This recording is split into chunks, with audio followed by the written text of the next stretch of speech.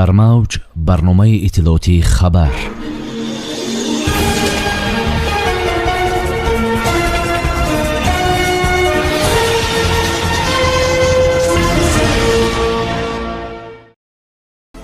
президенти ҷумҳурии тоҷикистон муҳтарам эмомалӣ раҳмон ноиби президенти бонки ҷаҳонӣ оид ба аврупо ва осиёи марказӣ Антонелла Басаниро ба ҳузур пазируфтанд. ғарқ шудани 47 нафар дар мавсими обозӣ имсола.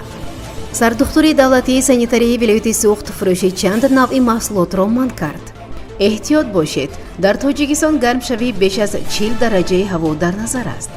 асосгузори сулҳу ваҳдати миллии пешвои миллат президенти ҷумҳурии тоҷикистон муҳтарам эмомалӣ раҳмон ноиби президенти бонки ҷаҳонӣ оид ба аврупо ва осиёи марказӣ хонум Антонелла Басаниро ба ҳузур пазируфтанд. дар мулоқот масоили ҳамкории кунунӣ ва дурнамоии робитаҳои тоҷикистон бо бонки ҷаҳонӣ мавриди баррасӣ қарор дода шуд. роҳбари давлат аз сатҳи ҳамкории тоҷикистону бонки ҷаҳонӣ давоми 30 соли шарикӣ аз ҷумла аз ҷониби ин ниҳоди молиявӣ ба маблағи беш аз $2 миллиард амрикоӣ маблағгузорӣ шудани 116 лоиҳа дар соҳаҳои мухталифи давлати мо изҳори қаноатмандӣ намуданд.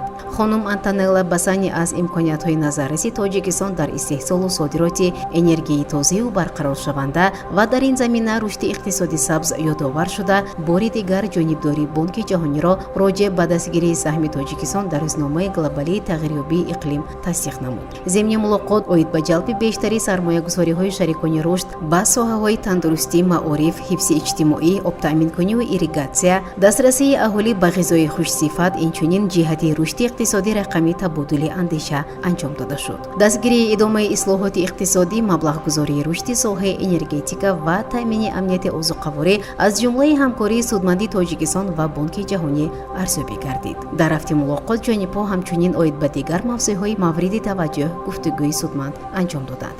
иттилоъ медиҳад Амид Ховар. вазири корҳои хориҷии Федератсияи Русия Сергей Лавров бо сафари расмӣ ба Тоҷикистон ташриф овард. иттилоъ медиҳад Амид Ховар.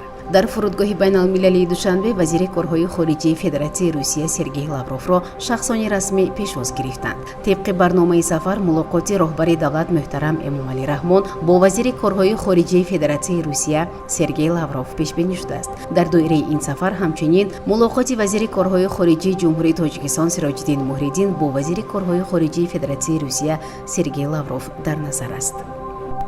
сардухтурии давлатии санитарии вилояти суғд бо судури як қарор фурӯши чанд навъи маҳсулотро бо назардошти муҳлати нобудшавии он дар қаламрави вилоят манъ кард. дар қарори Таҳмина Усмонова сардухтури давлатии санитарии вилояти суғд гуфта мешавад ки аз 17 май то 1 сентябри соли 2023 фурӯши маҳсулоти зуднобудшаванда ба монанди сихкабуби қимагӣ, маҳсулоти қаннодии кремдор, обҳои ташнашикани худсохт ва консерваҳои хонагӣ манъ карда шавад. Маҷнун Орипов, муовини сардухтури давлатии санитарии вилояти суғд дар шарҳи ин қарор гуфт ки мақсади асосии он пешгирии бемориҳои шадиди меъдаю рӯда ва заҳролудшавӣ мебошад. дар фасли гармо талаботи аҳолӣ ба истеъмоли нӯшокиҳои ташнашикан, яхмоси мулоим, сихкабоби қимагӣ, маҳсулоти қаннодии кремдор, хӯришҳои худсохти хонагӣ, консерваҳои хонагӣ, калою почаи яхкардашуда, оби ҷав ва дигар маҳсулоти хӯрока зиёд мешавад. аз ин лиҳоз фурӯши маҳсулоти зикр гардида ки сертификати гигиенӣ ва хулосаи санитарию эпидемиологӣ надоранд то тирамоҳ манъ карда шуд, зикр намуд Маҷнун Орипов. таи 2 рӯзи истироҳати ҳафтаи гузашта санаҳои 3-4 июни соли равон боз 4 кӯдаки синашон аз 7 то 12 сола дар ҷою дарёву каналҳои Тоҷикистон ғарқ шуданд. Кумитаи ҳолатҳои фавқулоддаи Тоҷикистон хабар медиҳад ки ҷасади 3 кӯдаки ғарқшударо танҳо баъди 2 рӯзи ҷустуҷӯ пайдо карданд ва ҷустуҷӯи ҷасади як кӯдаки дигар то ҳол идома дорад. ин ниҳод беназорат дар лаби об қарор додани ин тифлонро сабаби марги фоҷиавии онҳо номида гуфтааст. бо он ки мавсими обозӣ имсола дар Тоҷикистон ҳамагӣ санаи 1 июни соли ҷорӣ оғоз ёфт, аз аввали ин мавсим дар кӯлу ҷою дарёҳои ҷумҳурӣ аллакай 47 нафар ғарқ шуданд. аз ин шумора 26 нафарашро кӯдакону наврасони то синни 16 сола ташкил медиҳад. соли 2022 бошад дар Тоҷикистон 160 нафар аз ҷумла 80 кӯдаку навраси то синни 16 сола ғарқ шуда буд. ба иттилои кумитаи ҳолатҳои фавқулодда нимарӯзи санаи 3 июни соли ҷорӣ тахминан соатҳои 14 як кӯдаки 5 сола дар деҳаи навбунёд дар ҷамоати чоргултеппаи ноҳияи рӯдакӣ ба оби канал афтудааст. хоҳари 7 солаи ӯ барои наҷоти додараш худро ба об зад, вале маҷрои об духтарро кашида ба даруни лӯлаи ҳаҷмаш 1.5 метри мукааб андохтааст. сокинони маҳаллӣ садои доду фарёдро шунида ба кӯмаки ин кӯдакон омуданд ва писарбачаро аз об зинда берун карданд, вале ҷасади духтарро наҷотбахшони кумита танҳо баъди 2 рӯзи ҷустуҷӯ пайдо карда аз об берун бароварданд.